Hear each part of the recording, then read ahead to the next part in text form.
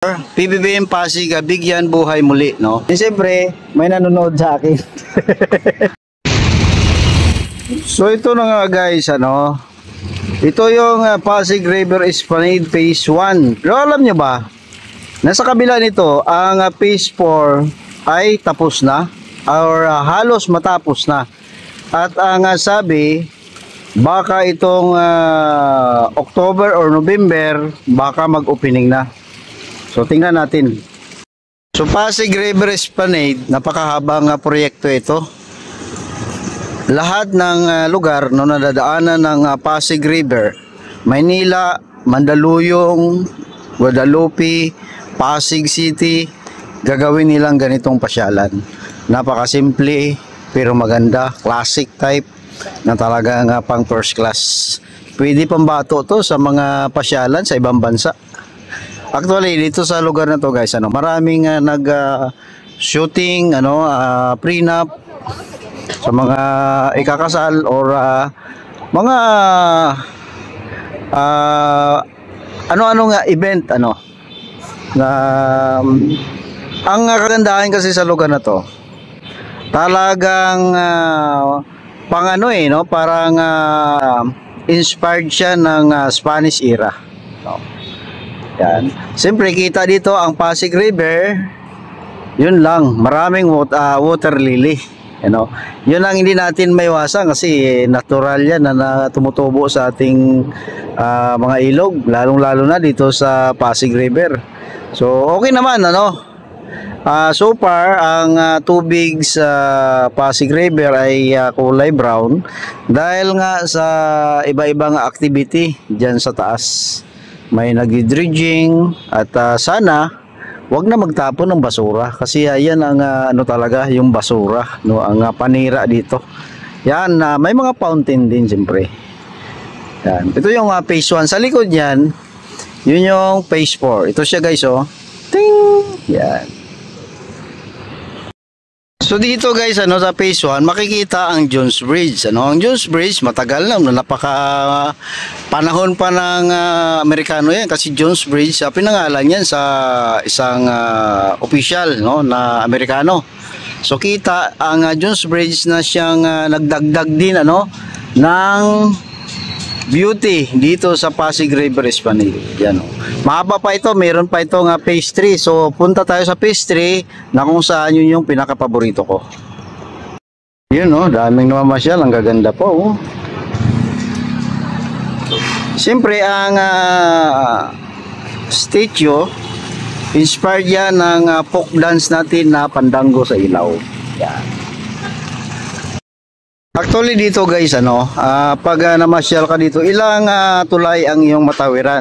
No, sa ngayon 1 to 2, no, dalawang tulay ang iyong madaanan. Pero pag natapos na yan or mabuksan na yung phase 4, madaanan na ang MacArthur and yung Quezon Bridge, pati yung LRT, no, tagos yan sa ilalim ng LRT. So napaka-exciting na rin, excited na rin ako na mabuksan yan ang phase 4. So ito yung Jones Bridge, no? So 'di ba? So napunta dahil sa project na ito, nakita natin ang ilalim ng Jones Bridge. Dito na tayo sa phase 1C na kung saan ito yung sa kabila na ito ng Jones Bridge. Dito naman makikita natin yung may mga kaibigan tayong mga mascot dito. Yan, oh, tulad niyan si Meow Meow, no, na nagadagdag attraction or kasiyahan dito, lalong-lalo na sa mga kabataan. Ito nga pinaka-beauty ng phase 1C, no. Dalawang floor ito. May first floor, yan po, and siyempre may second floor, yun yung pinaka-beauty niya. Dito naman ang kagandahan ay kita yung Binondo Intramuros Bridge, no? Maganda rin ang view dito. Tulad niyan guys, oh, pang akala mo nasa ibang bansa ka, oh. At siyempre, kitang-kita pa rin ang Pasig River kasi Pasig River is pa rin nga, na sandamakmak na water lily ang inaanod. Sa taas guys, may mga kainan, ano, mura, masarap. Sa ilalim mayroon din, ano, kung gusto niyo ng palamig, mga kakanin, lahat ng mga pagkain, mga street foods nandito. Yan, oh. Tulad niyan guys, oh.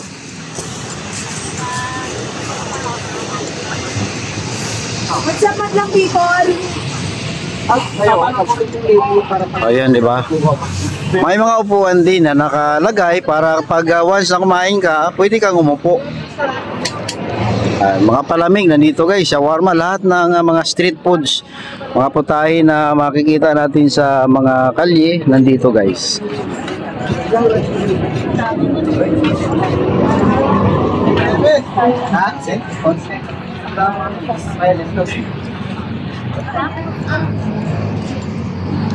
Oh, di ba?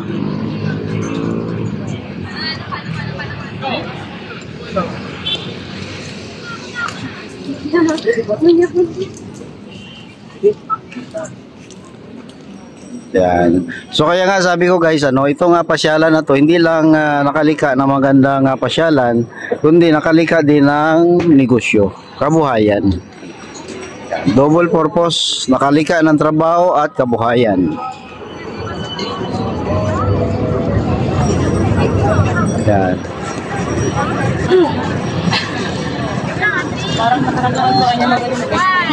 Ito yung ramp na pababa ng Phase 1C. Ang dulo nito, sa ilalim, tatagos tayo dyan sa Binondo Intramuros Bridge. Yun na yung Phase 3. O diba, kitang-kita ang Binondo Intramuros Bridge.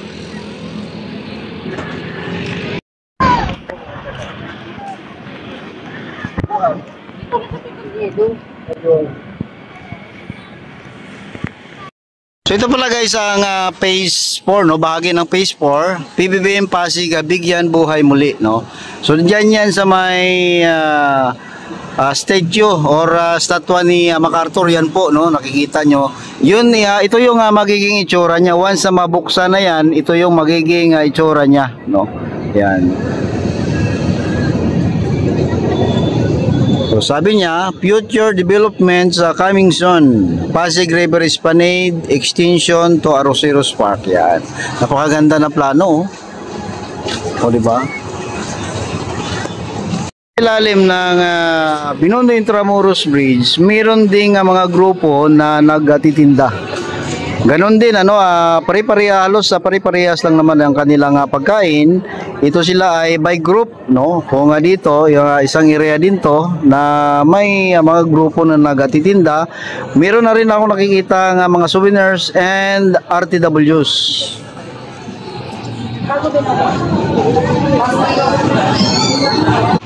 At syempre, lalakad tayo papunta ng Phase 3. Dito may makikita din tayong mga mascot. Ito sila guys, oh. Si Kung Fu Panda and sino to?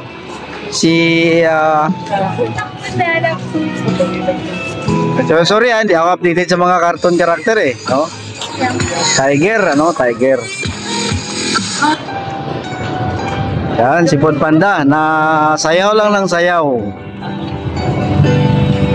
Siyempre, bago tayo pumunta sa Phase 1-3, ito pala guys ang Plaza Mexico. So sa kasaysayan, ito pala yung daungan dati. Itong area na to, daungan ng mga barko ng mga Meksikano, yung mga negosyante na pupunta dito, no, sa ating bansa. So kung natanda natin, halos sa 300 years tayo sa under sa pananakop ng mga Kastila, no, mga Spaniards.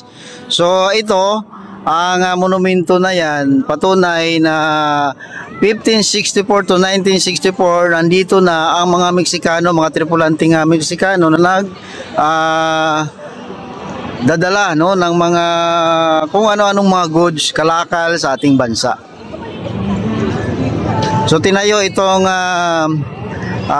monument na ito noong 1964. Patunay, no, ng 400 years, no, na expedition ng mga Meksikano. Yan. So yan po guys, ano. So dito sa ilalim ng Binondo Intramuros Bridge, mayroong upuan. So, dyan o. Na makita mo yung Pasig Ilog. Kaso, Ilog Pasig, ano? Kaso, tingnan nyo naman guys, napakaraming water lily. No? So kung gusto mo makaupo at makita ang sitwasyon ng Pasig River, ang daming water lily, so dito ka umupo. And siyempre, may nanonood sa akin. Na tayo sa phase 3 guys. Ano dito, may mga mascot din tayo makikita. Nandiyan si Spider-Man. Pasensya na ako sa tatlo na hindi ko kilala. Si Hello Kitty lang kilala ko dyan ha. Oh, basta ano, kayo na lang bahala kung sino yan. Yung kilala ko lang si Spider-Man and Hello Kitty. Si Kuromi. Sino yan? Sino yan? Kuromi. Kuromi. Hello Kitty. Hello Kitty. Melody. Sige, salamat Spider-Man. Ano? Ay, ikaw, anong pangalan mo? Hindi ka namin kilala eh. Si vlogger ako. Vlogger pa ka. Naman guys, may mga pagkain na naman, tingnan nyo. So pare-parehas lang naman yung mga pagkain. Another group ito, no? Pagpasok mo, pag-approach mo sa phase 1-3, ito na naman makikita mo, pagkain na naman. Kasi alam nyo, maganda talaga sa pasyalan yung may pagkain at inumin. Ano? And of course, nandyan naman si Stitch, yung dalawang Stitch, blue and pink. Yan. Yan. So, pagkain, So kaya nga sabi ko sa inyo guys, pasyalan na, naka-create pa siya ng kabuhayan. Napakaganda, Talagang tumpak na tumpak ang project na ito. Ito na yung phase 1, phase 3, sorry. So dito napakahaba. Ito yung pinaka-paborito ko sa part ng Pasig River Esplanade, sa 1, 1C and 3, So ito yung pinaka-paborito ko. Kasi mahaba ito, malapad, na marami talagang pagkain dito. Ito guys, makikita nyo yan. Siyempre, hindi mawawala dito yung sikat na Nining B. Yan, may pinipilihan talaga yan. Yan. Dito palagi ang kumbaga sa sinihan, blockbuster palagi ito dito. Napakaraming tao.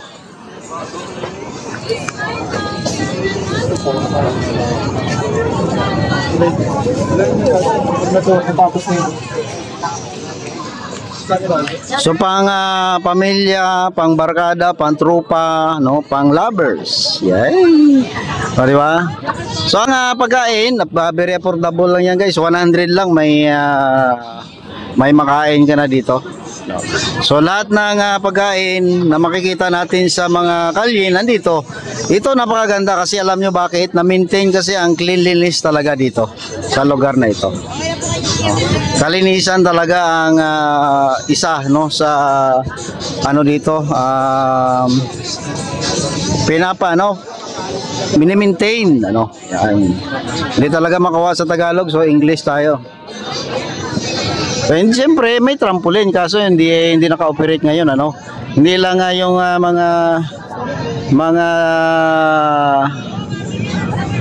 mga forgets ang mag-enjoy, so yung mga kids din mga bagets and forgets. So siyempre dito may mga upuan. Pag bili mo, kung saan ka man bibili, pwede ka umupo dyan kung may bakante. Kung wala naman, dito naman pwede naman dito sa may veranda. Nakamasid ka dyan sa Pasig River. Diba? Ang sarap guys, grabe. Napakahaba na, hanggang sa dulo may nagtitinda na.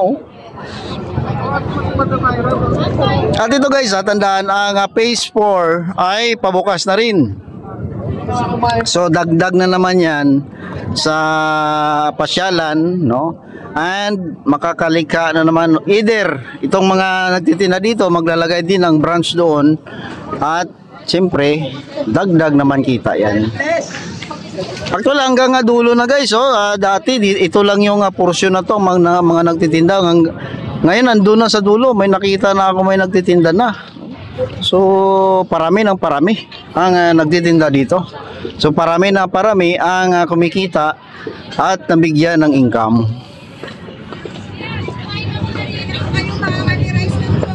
O di ba hanggang dulo na oh. So puntahan natin 'yon hanggang dulo kasi dati nag-update ako hanggang dito lang ako oh. Ngayon hanggang dulo na oh. Meron na. At saka siyempre oh, salute sa iyo kuya no. Yan talagang mini-maintain ang kalinisan dito. Lilipat ko sa vlog. Yan. So sa dulo may dati wala pa yan diyan ano. Ngayon punta natin may nagtitinda na rin doon.